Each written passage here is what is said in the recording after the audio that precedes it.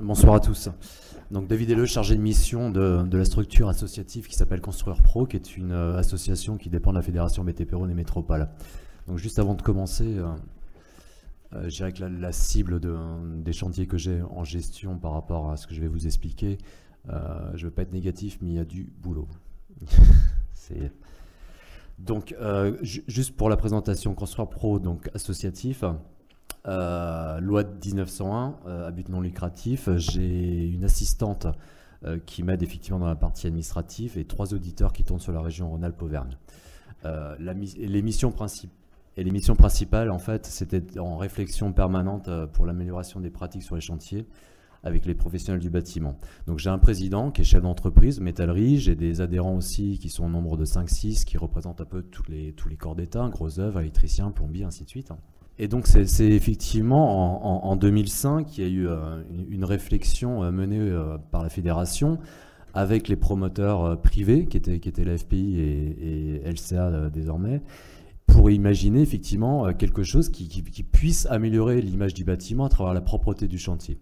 Donc on a créé la charte Construire Propre, initiée en 2005, et ensuite après effectivement, alors cette charte, je suis là pour vous l'expliquer. Donc, ce que je disais, donc l'objectif de la charte, c'est d'améliorer la propreté et la tenue des chantiers. C'est un outil en fait destiné à la maîtrise d'ouvrage, donc c'est eux qui vont nous financer. Je répète encore une fois, c'est associatif à but non lucratif, donc on est sur des petits moyens.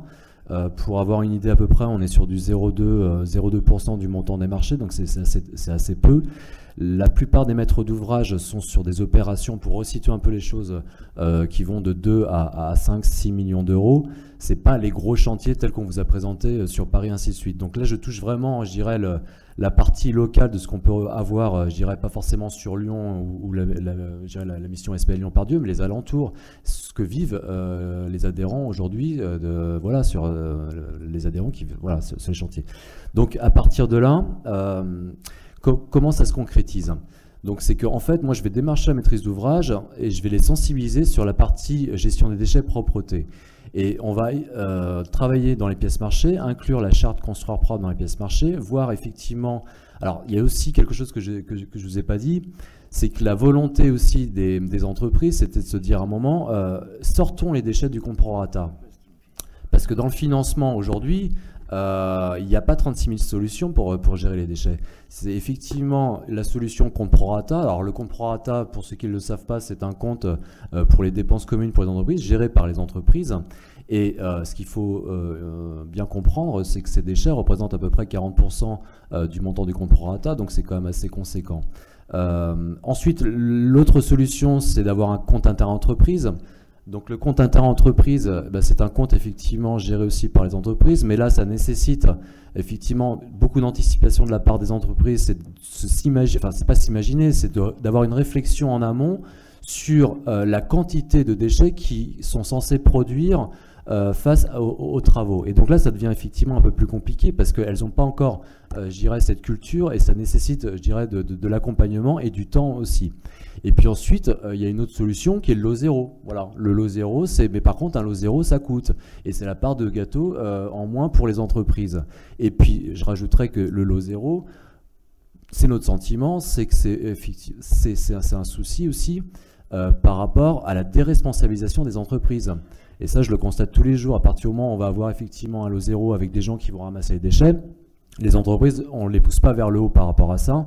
Et voilà, ça c'est... Voilà. Donc on est parti sur une politique de dire chantier de taille moyenne encore. Je ne dis pas que cette solution-là, elle est adaptable sur des gros chantiers, et loin de là. Mais sur des chantiers de taille moyenne, on a possibilité effectivement, en sortant les déchets du compte prorata via la charte Construire Propre, notre intérêt, encore une fois, c'est pas de lâcher prise et de responsabiliser vraiment les entreprises sur le sujet. Voilà. Donc le principe, comme je vous disais, de fonctionnement, c'est on intègre la charte Construire Propre dans les pièces marchées. Et ensuite, après, comment ça se concrétise? c'est que on a des réunions de sensibilisation avec les entreprises, voilà, comme indiqué sur la diapo. Ça se passe comment? C'est des réunions effectivement au démarrage, avant commencement. Donc là, on va expliquer effectivement l'intérêt de la charte construire propre, que cette charte construire propre, elle a été signée par les entreprises, que c'est un engagement pris aussi de la part du maître d'ouvrage. Ensuite, après, on a différentes phases de réunions de sensibilisation, où là, c'est moi qui les fais. Je vais toucher principalement les conducteurs de travaux en réunion phase démarrage avec gros œuvres. Je parle principalement du neuf, hein, gros œuvres, électricien, plombier. Ensuite, il y a d'autres réunions avec les corps d'état secondaire avant qu'ils arrivent, et ensuite des réunions finition. Le kit de communication qui est important, ça fige un peu la situation au niveau du chantier, et ça c'est important pour le maître d'ouvrage qui puisse communiquer vis-à-vis de l'extérieur. La charte qu'on affiche dans la base vie, et vous avez des systèmes en fait de diapos, enfin pas de diapos, d'affichettes taille A2 qui sont mis principalement dans les parties communes avec des messages qui sont très clairs, mais qui ont une importance, parce que là je m'adresse effectivement, notre intérêt c'est s'adresser à ceux qui sont sur le terrain, les compagnons. Et les compagnons, avant tout, les beaux discours c'est bien, mais je dirais que les compagnons ont besoin d'être sensibilisés. Et c'est avant tout eux qu'on cherche effectivement aussi à toucher, par, je dirais, la démarche construire propre.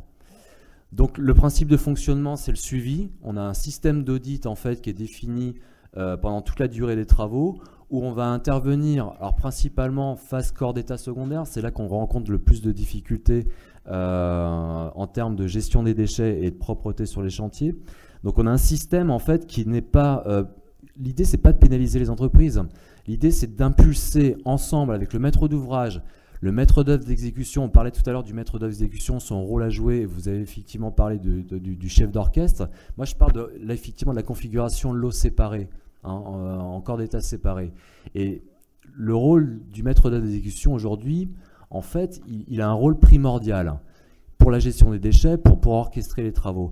Et l'outil construire propre est vraiment un outil destiné pour lui, qui va l'aider, je dirais, dans l'amélioration de la gestion des déchets et de la propreté du chantier. C'est un outil qu'on met à sa disposition. Donc à partir de là, l'audit, en fait, il est composé, alors c'est juste un exemple, il est beaucoup plus détaillé en réalité. Donc on a un système un peu de notation vis-à-vis des entreprises, et on est assez basique, on est sur des codes couleurs vert, jaune, rouge, qui permettent effectivement d'avoir tout de suite la tendance de la part des entreprises. Ensuite, après, on a des différents points. Ce qu'on étudie et on essaye de mettre en avant aussi, c'est les points forts qu'on rencontre sur les chantiers, de la part des méthodologies employées par des entreprises.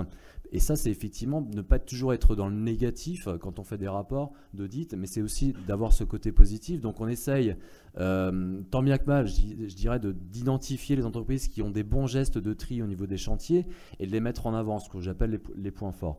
Ensuite, après, en termes de propreté, c'est extrêmement important pour nous aussi, c'est le cantonnement. Il est inadmissible aujourd'hui qu'on n'ait pas des entretiens réguliers de la part des cantonnements. On ne peut pas demander aux compagnons de trier sur le chantier, de faire du tri, de travailler proprement si la base vie et les cantonnements sont dégueulasses et pas entretenus. Donc c'est toujours des points extrêmement importants et concrets qu'on essaye de mener sur le chantier. Ensuite, après, on essaye de mettre aussi, je dirais, en avant les moyens matériels utilisés par les entreprises. Quand je parle de moyens, pour avoir un chantier aussi trié, on parlait de bennes, on parlait de tri, on parlait de plusieurs bennes sur le chantier. Il n'y a pas que ça. Je dirais que le déchet, on va le produire au niveau du poste de travail. Et à partir du moment où les entreprises portent une réflexion déjà en amont en disant « je vais équiper mes compagnons de sacs, ne serait-ce que de sacs à gravats, de big bag au niveau du poste de travail », on va déjà maîtriser, je dirais, le déchet, et surtout d'avoir un stockage dans les parties communes avant évacuation dans les bennes éventuellement. Mais on est déjà dans une réflexion en amont. Donc c'est ça qu'on essaye de mener avec les entreprises. Là, voilà, c'est tout con, mais avec nos petits moyens, c'est tout bête, pardon. On a équipé effectivement des sacs qui font à peu près 500 litres construire propre. Et notre intérêt encore aujourd'hui, c'était effectivement de ne pas doter l'ensemble des entreprises, mais c'est d'impulser une dynamique. C'est-à-dire qu'on va faire des distributions de sacs aux compagnons, on va les sensibiliser en disant, les interroger en disant l'entreprise, est-ce qu'elle t'a fourni des sacs? Non, bon bah tiens, je t'en fournis. La prochaine fois, essaye de dialoguer avec ton responsable, ton chef d'entreprise, en disant voilà, ces sacs sont utiles. Et donc c'est ça, c'est notre intérêt encore à nous, c'est d'impulser cette dynamique sur les chantiers.